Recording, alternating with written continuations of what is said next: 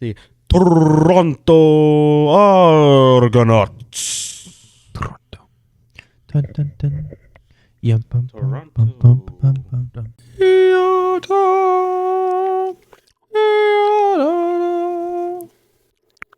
Yeah, bum, bum, bum, bum, bum, bum, bum, bum, bum, bum, bum, bum, bum. Okay, we are munching right now. Hey, buddy guy. Sure, it's been worse. They'll cut us. You guys do a podcast? Get out. You're done. Welcome back to the Bench to Mike podcast.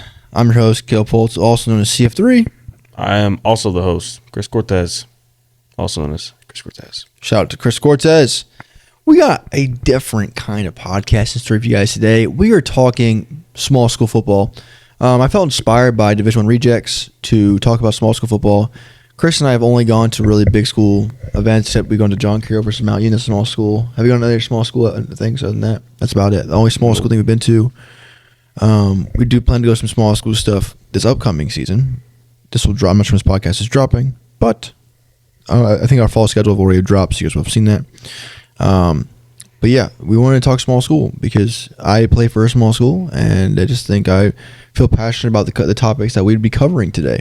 So I'll give you a little breeze over what we're going to be talking about, and if it interests you, cut to that part of the video. If not, whatever. But these are topics. UMHB schedule. People that don't know that, it's the University of Mary Hardin Baylor, Concordia Ann Arbor cutting athletics, Birmingham Southern gone, Notre Dame College gone. I've been told, because Bluffton's going through a merger with Findlay. Inside source. From an inside source. From Bluffton. I've been told Defiance and Wittenberg are really struggling. And then Derek Slywicka, I don't know how you say his name. Division Rejects didn't know how to say his name either. But it interested me to talk about it too. Signed with Colts, played DB at Ithaca, but plays receiver with the Colts. We'll dive into that. Bluffton/Defiance schedule. Well, they're scheduling each other in an interesting way. And then Empire 8 and Liberty League deal, which is another two D3 conferences coming with the deal. So, Chris, kind of listing off those things. What do you think we have in store today? I think we got a pretty good podcast coming to the viewers. And as if they haven't noticed already, we're not in the man hut today. Where are we, Chris? We are in the lovely city of Toronto, Ontario, in the lovely country of Canada. So, hello from Canada. Greetings from Canada. We are live, coming at you live from It's been a great day so far. It's actually been a wonderful day. He dove into Lake Ontario. He put his hand into it, so we can say we've both got to touch the water. Yeah, we tried poutine and lots of stuff. Stay tuned for the videos coming out. I'll probably make 3 separate videos, maybe more, out of this Canada trip. So, very hyped. Very excited, as I always say. But yeah, as you guys can see, there is the Toronto Argonauts Stadium in the background. We're going to be going that in a few hours. It is currently 4:09 p.m. in Toronto, Canada. And kickoff is at 7:30. Very cool. Very cool. Very excited. I'd like to start off this podcast by saying I think I'm very excited for this game we're going to be going to. I think I love the city of Toronto. It's probably one of the best cities I've visited. It's very clean, doesn't smell bad, and I know we always have a game prediction before the game, which we'll get to that, but I'm gonna go on a limb and say I think Toronto's gonna pull it out. I won't give the story. I'll give the score during the game, during our vlog, but I think Toronto's gonna win. Check out the game day vlog. If it hasn't dropped, it will drop after this. I'm not sure. It'll probably drop after this. Yeah, because this is dropping. We're making this on Friday and it's dropping tomorrow. So yeah, you guys will see it later in the month of July. So stay tuned for that. But yeah, I am hoping Toronto wins because, I mean, Toronto was kind of my introduction to CFL back in like 2017, I want to say. That's kind of when I discovered, there's other pro football leagues. Fun fact, the Toronto Argonauts first established in the 1800s. They're the oldest football club in North America. Older, they outdate every single American football team. Wow. Maybe it should be called Canadian football now. Should be. Honestly. I'd put Toronto against anybody in the NFL. I think they could beat I think they could win the Super Bowl. Make that as a short. Toronto Argonauts, they're so good, I think they could win the Super Bowl. That guy's going to comment again saying what we're smoking. I sure hope so. We need the interaction. Please, comment. Please. Please. Please. All right, so let's just dive into the small schools. So, Mary Hardin Baylor's 2024 schedule, it dropped probably like a couple weeks ago. And people were kind of like... It was pretty interesting. It is very interesting. And people were like, what the heck is going on? So, I can't remember what conference Mary Hardin Baylor plays It's in. the small Texas one. I don't remember. Yeah, but it's dying because everyone left it. Let's look it up. Mary Hardin Conference. What is it? They have a very interesting out-of-conference schedule, though, to start off. They have, as opposed to the regular It's ASC, by the way. Sorry, ASC. Okay. As opposed to the usual, what is it, two non-conference schedules in D3? Do you guys do 2 games? Every D3 does it differently, anywhere from 1 to 3, depending on the size of your conference. This one is 4. They start off with Bethel University away, then they play against Westgate Christian University as a home game. Then potential game of the week, September 21st, they play at Wisconsin Whitewater. That'll be a really packed stadium. So if you're in the area, if you're in the state of Wisconsin, go to a Wisconsin Whitewater game. It'll knock your socks off for sure. Can't say I've been there though. We plan to go there someday. We plan to take our game day show someday. Do. Then they play John Melvin University. So here's the crazy thing. John Melvin is they just started a school. Like they just started having football. They just started school. They had a JV team last year. Really? And they're having another JV team this year. But for some reason they're playing Mary Hardin Baylor. Those kids are gonna They're gonna get shown what college football is. Yeah, I mean they just started having like real like this might be their first season or they're taking it one more year before they have their first season because like they had like only a JV schedule last year. Wow, welcome to the league, right? And yeah, exactly, welcome. But the thing is, Bethel and Westgate Christian, they're not good D3s. Like those are two. One's Tennessee. I'm not sure Westgate is, but it's a home game anyways. Mm-hmm. Neither of those schools are good. But Wisconsin Whitewater, arguably one of the best programs in the country, always in the top 5. Usually. Yeah. And then John Melvin, which is basically a high school varsity team. Like they're not it's like what are we doing here? And so after 4 weeks, they're diving into ASC play. Yeah. Here's the kicker though. Here's why we put them on the docket. Let's see, 1, 2, 3, 4, There's 5, only 6. In teams. Their last 6 games, they play the same. Only 3 teams. The same 3 teams. Same 3 teams. It's just crazy because last year they had like a full conference. Like Sul Ross State left because they're going D2. 2 other teams left. They were like the bottom of the conference. They had no chance of competing, so they dipped. I think one team might have even folded. I might have heard, but don't quote me on that one. I didn't do my research properly. But it's Hardin Simmons, Howard Payne, East Texas Baptist. Those are usually some of the top, like the middle pack top teams in that conference. Anyways, Hardin Simmons and Mary Hardin Baylor is a deep rooted rivalry. Always a good game when the Crusaders play the Cowboys. But yeah, they're playing back to back. So it's East Texas Baptist, Hardin Simmons, Howard Payne, East Texas Baptist, Hardin Simmons, Howard Payne.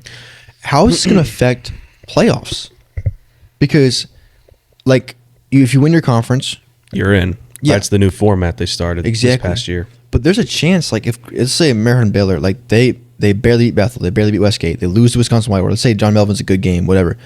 What if they beat Hardin Simmons once, but then they beat them once? But, yeah, like they beat them once and lose to them next time, because that's going to be a great game, and like it's always down to the wire with those teams.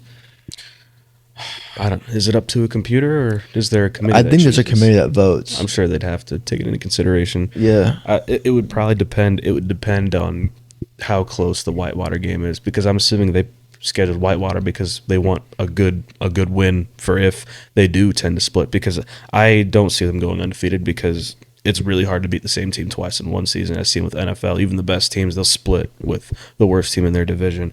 I could easily see Mary Hardin Baylor losing 2 conference games just because they played the same 3 teams twice. They could easily lose at Hardin Simmons. They could easily lose to either East Texas Baptist or at Howard Payne, just because they play them twice, and you become familiar with your opponent and their game plan.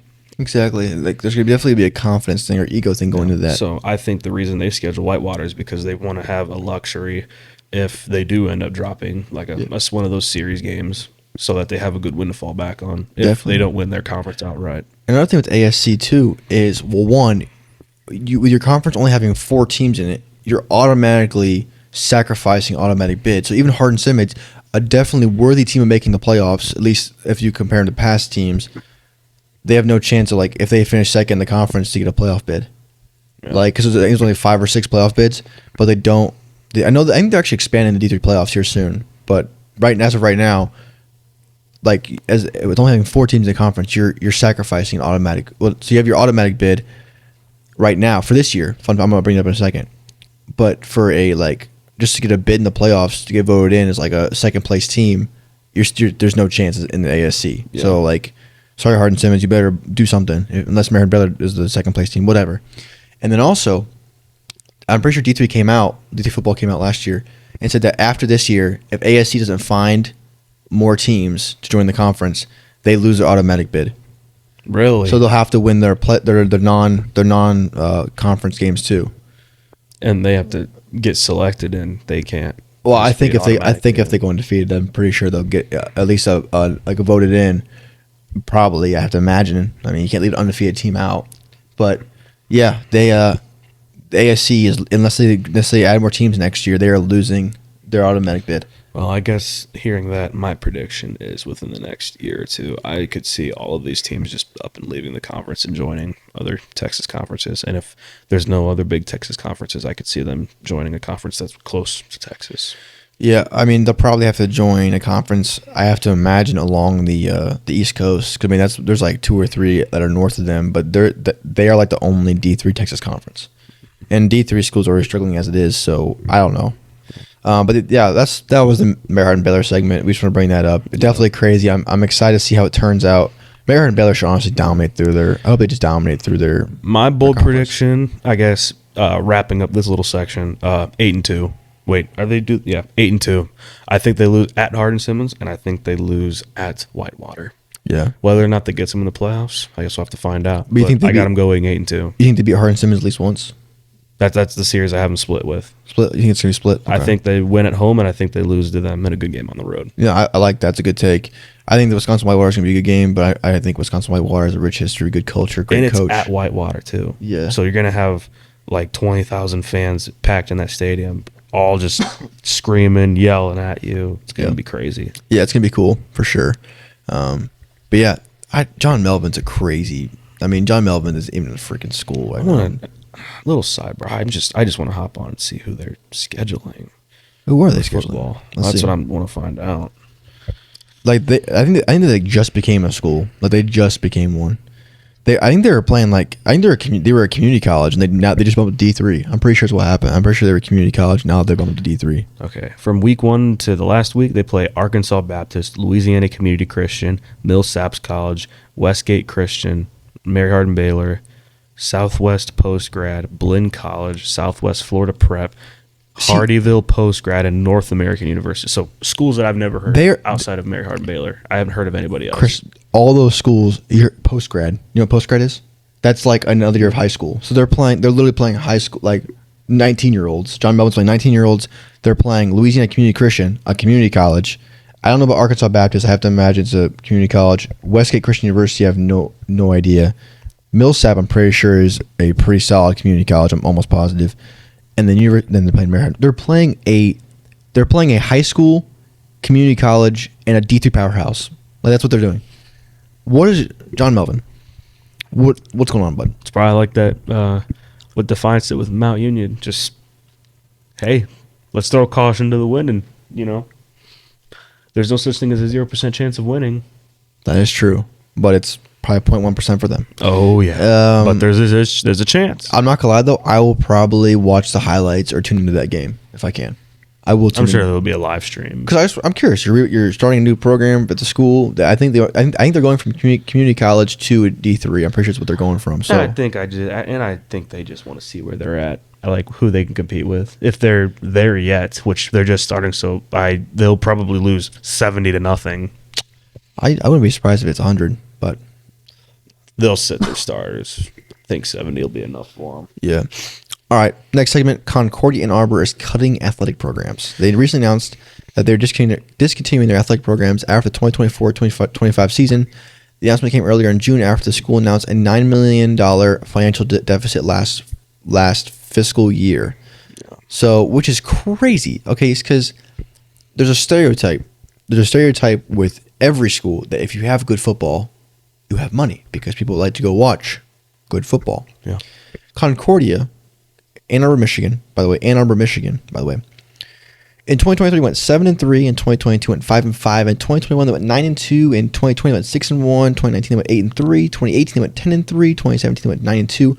And I keep going down, and they had some losing seasons in the early 2010s, but they have been on the rise. They have been really good. They play Olivet Nazarene, Defiance, Marion, St. Francis, Illinois, St. Xavier, Judson, Madonna, Siena Heights, and Indiana Wesleyan, Lawrence Tech, and Taylor in their last season as a team, as a program.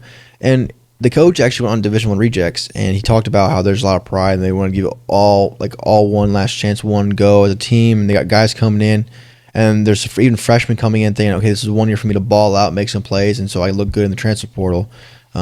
But yeah, it's really respectable that they're still trying to have one last season after announcing they're cutting it in 2024 and 2025, school year.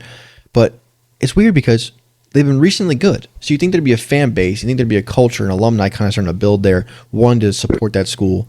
And $9 million, I mean, I feel like, can you just call up some alumni? I mean, by the way, this isn't NAIA school. This isn't D3, it's NAIA. So at the same time, though, as a really tiny school, you don't have much of an alumni just based off the fact because you are such a small school. Mm-hmm. And they never had a history of being a big school either. Mm-hmm. And in Michigan, you're competing with all of these bigger universities that just more people tend to go to. You got Michigan State, University of Michigan, Michigan Flint, Michigan Dearborn campus.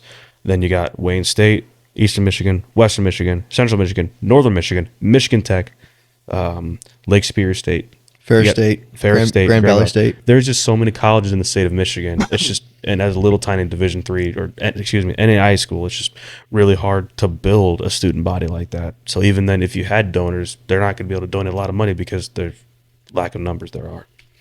That was another point. And I feel like that's just something that a lot of, like we said about a lot of schools that are facing, because everyone's starting to go to the big public schools, and the small private schools are starting to jack up their prices of going there. And I think you can see with your peers that you go to school with, their bills they're pretty big. They're big. Yeah. Yeah. The declining enrollment in schools is just not helping. But yeah, with the number of schools in Michigan, it sucks. But it's just weird to see that a successful program, a recently successful program in college football, Concordia, Michigan, Ann Arbor Cardinals, it just sucks to see a good program go down like that. Yeah, it does. And we are, us from the BTM podcast, really send our condolences and thoughts to you guys out there that are impacted by this. We are very sorry to hear about this. We really hope that you guys are able to carry on with your lives, go to a new school, pursue something else, or whatever your future endeavor holds. Well, we will be thinking about you and praying for you. Absolutely. And it's horrible to hear. It does suck. And that kind of brings us to another segment of Notre Dame College and Birmingham Southern closing down. Mm-hmm. So not so much Concordia's closing down, but they're losing the athletic program, where there's actual schools coming to a close. And that's kind of brought up the point of when there's good football, there's usually money. Notre Dame College had a lot of money. I always thought they had a lot of money because it was like the stereotype was all the preppy rich kids would get. It was a preppy rich kid school. Exactly. And they also have won the GMAC in 2021, 2019, 2018. I mean, they've have pretty good rich recent history. Yeah, they've been kind of like Concordia in terms of winning a lot of football games recently.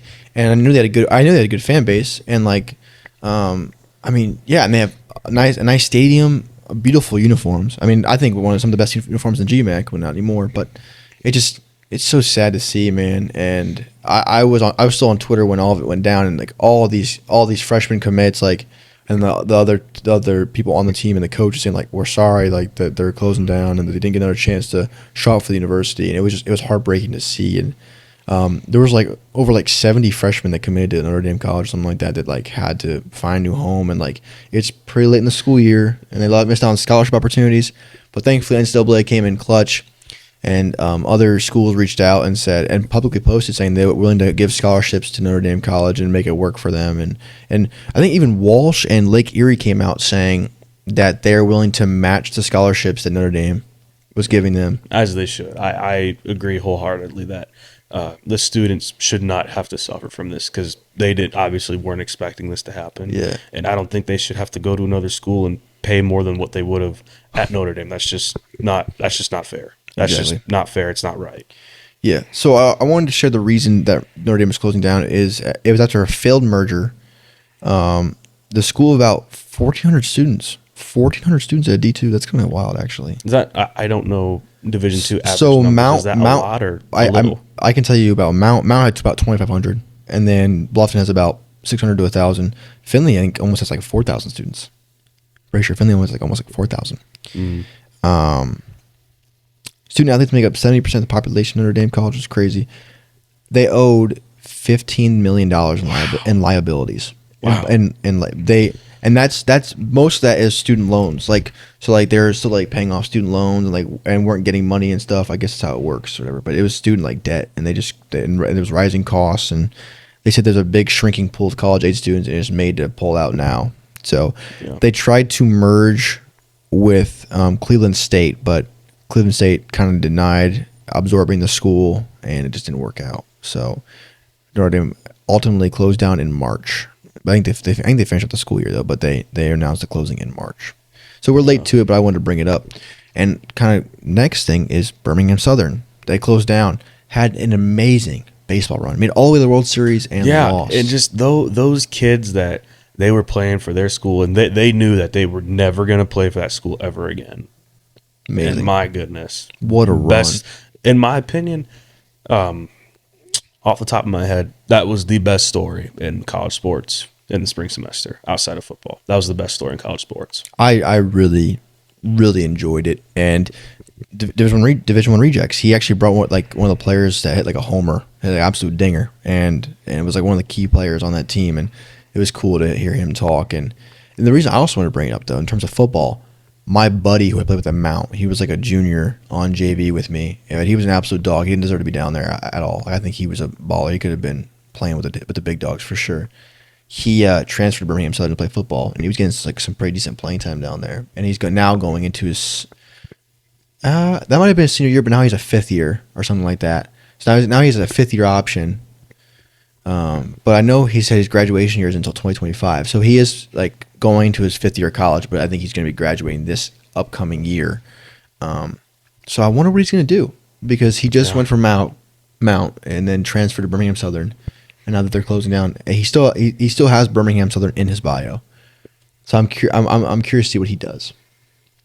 Guess we'll have to find out. And even not even just the athletes. Imagine just being a student there, or especially being a junior, thinking you're going to graduate from there, and then boom, sorry, we're closing. Go find somewhere else. Yeah, and what really sucks too is public schools don't take credits, any private school credits, as shown through the transfer process. Go check those videos out.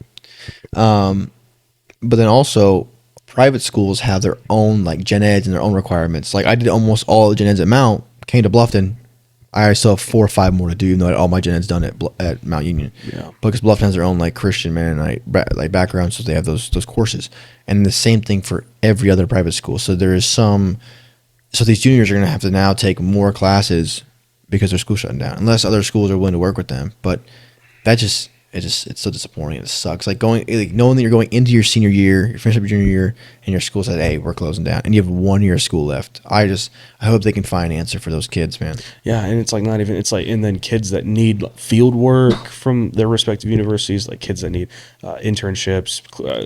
That's gonna be terrible. Or like classroom time in schools. Mm-hmm. It's gonna be horrible trying to make up for that. I know several people that do like their internship going into they do the internship going into senior year, and then they can spend the rest of senior year grinding out the last bit of classes, especially at Bluffton. I've experienced that. And like, what are they doing now? People are sitting in their butts, not doing internships. I don't even know what I'd be doing if my school like closed tomorrow. I don't know what I would do. I would be lost, and I'm not even an athlete, and I would be lost. I would be trying to scramble and pick up the pieces and try to, I guess, not really start over, but try to see where I can go from there. Definitely. I mean, yeah, same thing. Notre Dame College, Concordia, Birmingham Southern. We just hope that all the student athletes, all the students find a new home, make it work. And the staff, too. The staff that lost their jobs. Exactly. Just abruptly. I just hope you all find success. We're praying for you. Condolences to the BTM podcast. I just wanted to bring it up and really kind of talk about it in terms of it's sad to see all these small schools go, man. I mean, a lot of these small, especially Birmingham Southern, they're on the rise in D3 football. I mean, they're at a winning record last year. Yeah. They don't have a history of winning, but like they're on the rise, and it just sucks to see that they're gone, man. No chance. But yeah. So let's move on to a little happier note out of D3. So I'm big into, hey, man, it doesn't matter where you play, what level. If you can ball, the pros will find you. That's what I've always said to people, especially coming from Mount Union. That's the culture there. Like, if you can ball, they'll find you. At NFL scouts at practices all the time, they'll find you. Wayne Ruby out of Mount Union signed with the Jaguars. Shout out to him. But that's not what we're talking about. Ithaca, New York. Chris, what's in Ithaca, New York? A college football team. A pretty good one for that matter. Exactly. And what are they called? Ithaca College Bombers. Ithaca College Bombers. You thought I was going to say Ithaca. I think I said Ithaca the first time you corrected me. I honestly don't remember, but if you did, then you're dumb. Then I guess I didn't. So this guy at Ithaca, New York, he was a star player over there. Absolute star player. He played safety, and I think he played corner and then played safety for the Ithaca Bombers. And Ithaca has been a good team. Never like a super they're never really good in the playoffs. Consistently 9-1, 8-2. They're up there. I'd say like every 2 or 3 seasons they're in the playoffs. They make the playoffs, but they don't always do stuff. But there's a rich history. They play in some really cool stadiums. They play in the Jets and Giant Stadium against Concordia every year. Cortica. Jealous. Very jealous. Yeah. This guy got invited to like 3 different mini camps. He went to the Chiefs. He was at the Colts. And there was another team, and I don't remember. And he was on D1 Rejects. I know I'm stealing ideas. I'm sorry, D1 Rejects, but like you inspired me. I want to talk about it. Derek Slywaka? I don't know how you say Slywicka. If somebody knows how to say it, please put it in the comments. We're not trying to insult this man's name. We just have no idea how to pronounce it. He went to the Colts camp, Chiefs camp, whatever, didn't make any of the teams. The Colts called him back, I guess, and after a minicamp invite, signed him to the roster as a receiver. So he played free safety and corner in college at DB, defensive back, but then now he's playing receiver at the NFL. That just kind of tells you what kind of athlete he is. Was he a receiver then in high school? You think he played both ways then in high school? I'm curious. I have to imagine. But also as a DB, you understand how a receiver moves, and like I'm pretty sure if you're athletic enough, you can replicate that. Yeah. Just need the hands and route running. And he was an all-around guy and an all-go-do-it guy since, like, for Ithaca. And it's just really impressive. And he is the 3rd Ithaca College graduate to play in the NFL since 1967. So 1944, someone got signed to the Washington Redskins, Detroit Lions. And another one was 1967 with the Atlanta Falcons. So, I mean, Slywaka, or Derek... His career records were 119 total tackles, 11 interceptions, and 30 passes defended and 4 block kicks. Nothing too standoutish. I mean, that's a great player. Nothing too standoutish, but man, he was also an All-American by D3 Football, AFCA, and Associated Press. He was a first-team academic All-American. This guy is smart too. So he's smart, athletic. You can maybe say he's a sneaky, athletic kind of guy.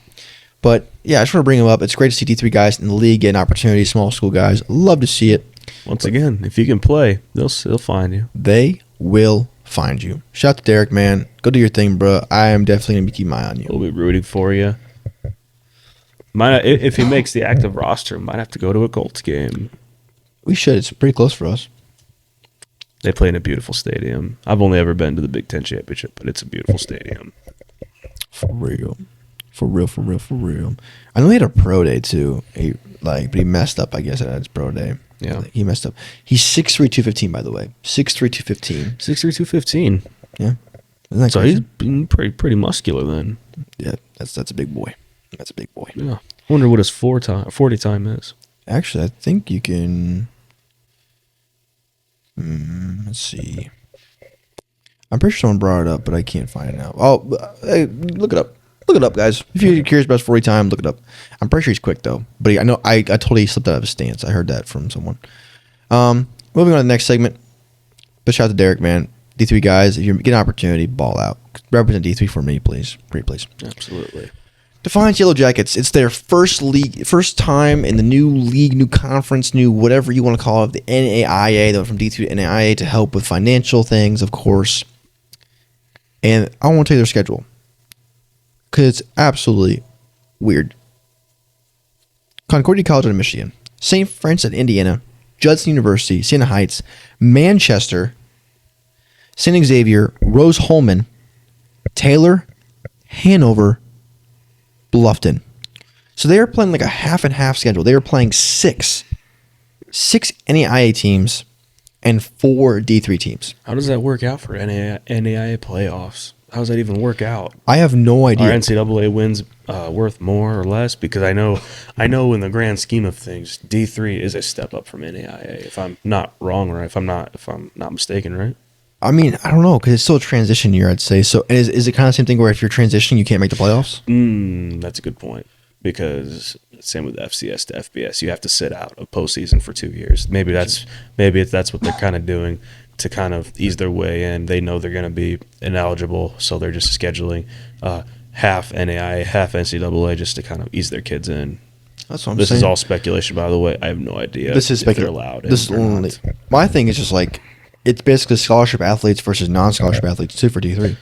Yeah, I'm curious to see what their recruiting class looked like then this year, being able to give out scholarships. I know NAIA they can't give out full. You can't give out full scholarships in No, NAIA. it's partials only. Partials only.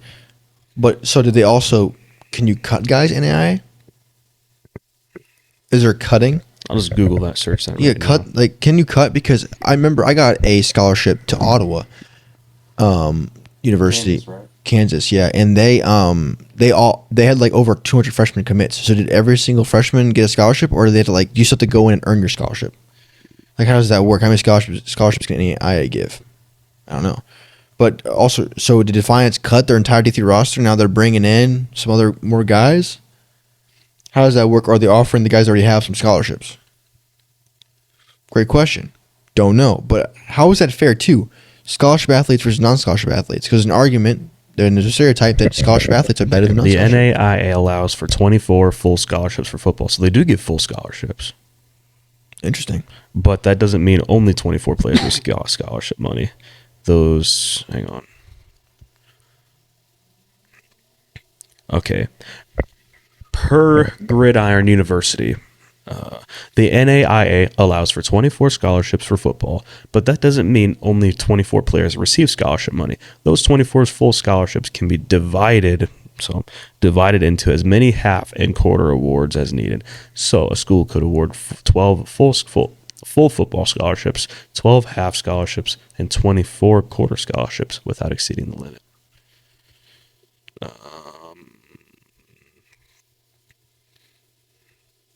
But it doesn't say if there's a roster size limit for NAIA.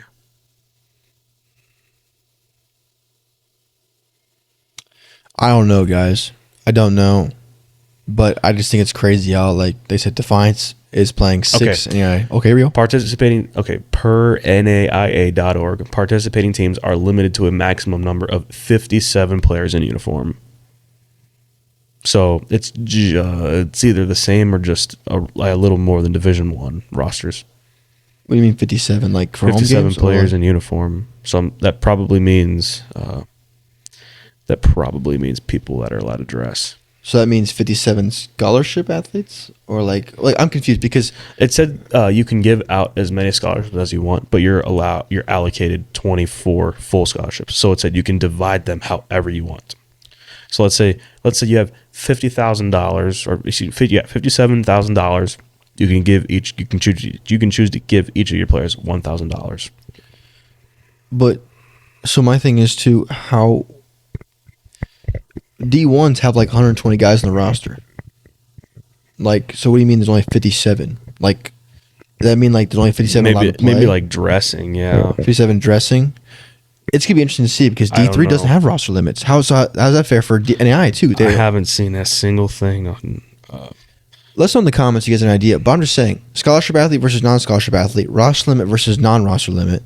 It just what are we looking at here, boys? Like literally all it says here is the number of student athletes in football uniforms shall not exceed the maximum number at the start of the contest. Failure to comply with the squad limitation of 57 eligible players in uniform will result in forfeiture of the game to the opposing institution. It doesn't say the roster size limit, so I got nothing to go off of. So I'm going to assume it's good. Is there a limit for Division III on how many you can dress for a game? I don't know because Mount had like almost the entire team on the sideline. So okay, so I'm just gonna assume. Wait, no, not what I'm looking for. I don't know. I can't find anything Let us know in about the roster comments sizes. if you guys know. I just know that you can only have 57 dressing according to the NAIA website and Gridiron University. So they're coming to Bluffton with 57 guys, and we're gonna have all 100 and whatever of us on the sideline. Yep, that's what it's gonna be. I'm curious to see. I want to know how they're gonna do against the NAIA because they're playing Concordia College, which is pretty good. Don't know anything about St. Francis. Don't know anything about Judson. Siena Heights, not good NAIA. St. Xavier out of Illinois. I'm pretty sure they're pretty solid. St. X Illinois. Taylor, I have no idea. They're playing Rose Holman, like one of the best D3s in the HCAC. Manchester's not really good. Hanover's always up there, and then Bluffton. I think we're pretty solid. And it's always a good game against Bluffton. Exactly. So I don't know. I'm curious to see what the schedule works out, but it's crazy. 6 NAIA, 4 D3. And another thing I'm curious about, since they can only dress 57 players, does that mean you guys are only going to be allowed to dress 57 players, or are you guys going to be able to dress all 120 guys? I don't know. And like, also, is there different rules in terms of NAIA versus D3? Like is there like NCAA, like in terms of the actual playing field too? I don't know. I guess we'll just have to find out on that fateful day. There's got to be something. Like, I don't know how this is allowed to happen. If anybody knows how this is allowed to happen, please comment. Let us know. I'd have to assume they have to allow it because Division 2 teams play Division 3 teams all the time.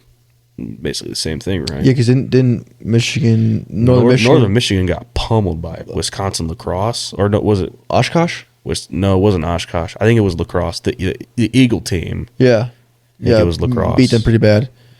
I have no idea, guys, but it's definitely something that's probably the number one thing I'll be watching this season, how Defiance is doing. But also, I want to know, like, are they going to be dominating NAIA versus getting smacked by D3? Like, I'm curious. I don't think they're going to be that good this year because transition. They lost a lot of people. They lost their quarterback that was really good, and they lost. Who else did they lose? You said they lost a couple people. They lost. They had a pretty like older team. Yeah. A lot of defensive guys. A big guy in the D line they lost. Got their linebacker that was like a all conference the last couple of years. He's gone. I think they're bringing back Tyshawn. I think Tyshawn Freeman has one more year eligibility. That big old running back guy, the big fat running back dude, love him. But everybody else, everybody else is pretty young. They had last year, but their key pieces are all gone. Their key pieces they had that were like the stars. The D tackle and the linebacker that were really good, they're gone, unfortunately. Yeah. But yeah, we'll keep it on Defiance. Moving on to the next segment. Our last segment is kind of something in D3, the realm of D3. Empire 8 announces football crossover agreement with the Liberty League. Ooh. So, Empire 8 Conference, which includes 2 local college football teams, announced a new agreement to schedule crossover games in another league beginning in 2025. The league, which includes Utica University, Hardwick College, and Oneta. What? It's one Onta?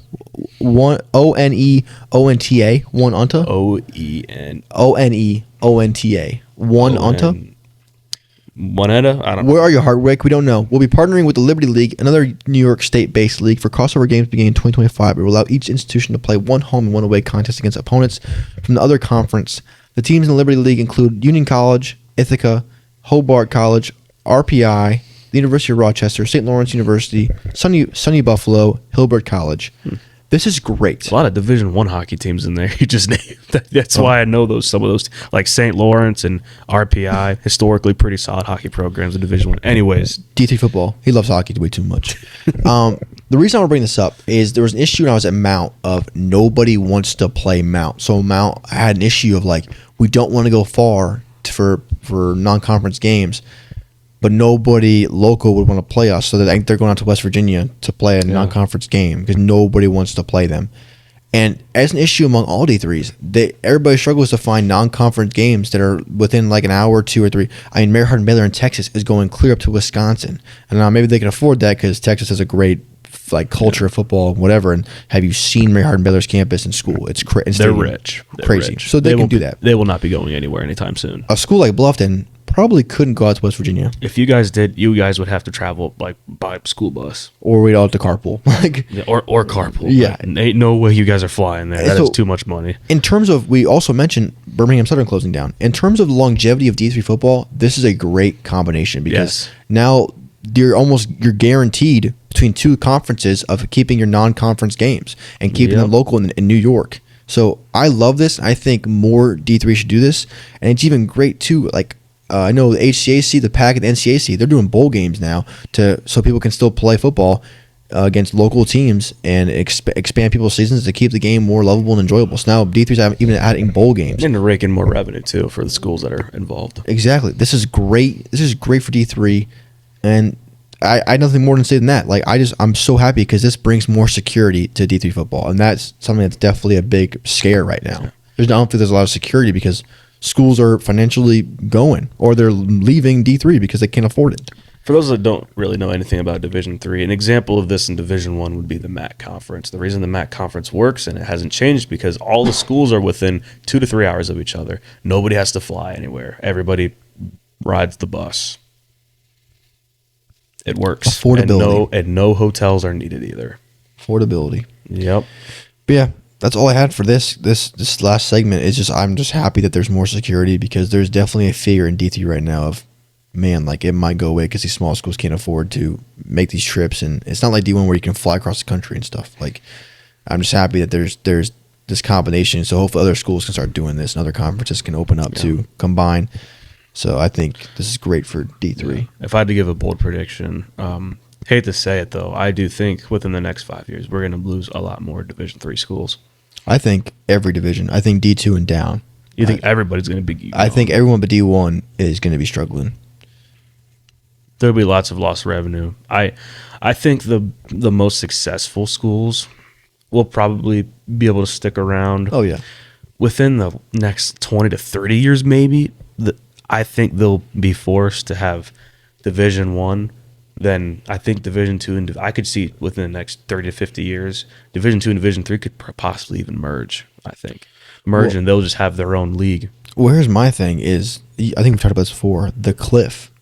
No one had kids in like 2010s ish, and so from like 2027 to 2029, there's like no kids to go to college, and there's already a dip right now with our generation, with our kids our age, and there's already like less kids. But like there's no kids in the like 2027 to 2029 like graduation years. So there's gonna be no kids to go to college, and probably out of those kids, and then now especially in today's world where we preach go to trade school, go to workforce, go to military, go to college. When back in the day it was all go to college, go to college, go to college. So in today's society, it just I don't know. I'm really scared for D3 football in terms of those 3 years of But I think because I'll be fine, we'll be fine.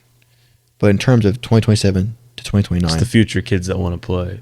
Yeah, there might not be any kids that want to play because they don't exist. It's something to really think about, something super scary, and something that all D3 schools are talking about. Because I've heard about the cliff at Mount, and I've heard about the cliff at Bluffton. So there's definitely a scare, and so I think schools are trying to rake in revenue now to help them carry through those things. Yeah. Those 3 years are going to be vacancy. Another thing too, it's just. Those smaller schools are just racking up the tuition every single year. It's crazy how much it costs to go there. It is kind of wild, and it's just a fourth of the cost to just suck it up and swallow your pride and go to a big Division I public school. Yeah, but it just takes away opportunities from other kids that need that kind of education and need that kind of, and they still want to play their sport. It does. Yeah, it's sad to see it, and it's one of the hottest topics in the USA today on how expensive it is to go to school here. Well, not here where we are right now. I don't know how Canada is, but USA. I get what you're saying. I'm right there with you. I don't mean to end on a somber note, but this podcast is coming out the day after we're recording. This today is Friday. This will be coming out Saturday morning. So we record this 12 hours before it's dropping. But yeah, we didn't end on a somber note at all. But we have nothing else to talk about. This has been the podcast. We're going to go watch Toronto Argonauts play Blue Jays tomorrow. Very hyped, very excited. Been a great trip so far. Very thankful we're able to do this. Absolutely. But stay tuned for more podcasts. The most of July is going to be the Canada videos. That's kind of what we have planned. We have planned Mud Hens game later in the month of July as well. If you guys like our baseball, we're bringing baseball to the BTM podcast. Swing and a miss. But yeah, guys. Chris, do you have any closing thoughts before we get out of here? Well, we ended on a somber note, but stay positive. Keep your guys' heads high. Talk to friends if you need to. Talk to family.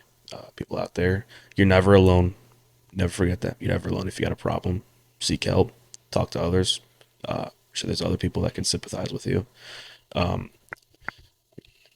Right now, I would say if you're our age, you still have time. So enjoy it while it lasts because you never know when it's going to end. Wow. That was kind of a message salad. But yeah, it's just, I don't know. Message salad. I've heard of nothing burger, but never heard of message salad. But a lot of different messages all over the place. Hopefully you can make what you want out of that. But there's just a lot going on, a lot of uncertainty. But all you can do is stay positive and smile through it all. Love that for you, man. Love that for us. Love that for you guys. Chris, go ahead and close this out. As always, wherever you are and whenever you are watching this, have a good morning, have a good afternoon, noon, or night. God bless you guys. Take care. Stay safe. I'll catch y'all boys in the next one. Peace.